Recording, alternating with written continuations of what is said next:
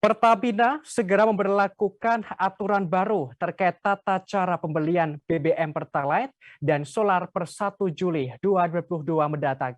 Aturan itu memuat pembelian Pertalite dan solar dengan menggunakan aplikasi My Pertamina. Kebijakan ini akan diuji coba di 11 daerah yang tersebar di 5 provinsi di Indonesia. Pertamina mewajibkan seluruh pemilik kendaraan roda 4 untuk menggunakan bahan bakar tersebut.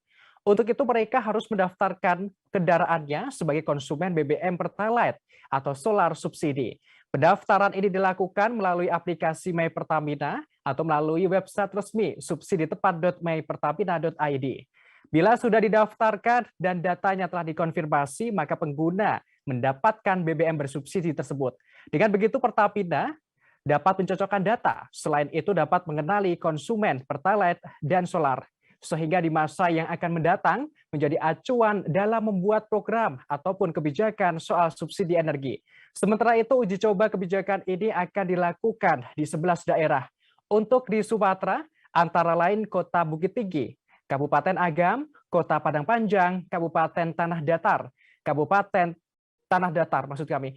Untuk daerah Pulau Jawa, yakni Kota Bandung, Kota Tasikmalaya, Kabupaten Ciamis, Kota Sukabumi, dan Kota Yogyakarta. Untuk daerah Kalimantan hanya Kota Banjarmasin. Terakhir di Sulawesi hanya Kota Manado. Terima kasih sudah nonton. Jangan lupa like, subscribe, dan share ya.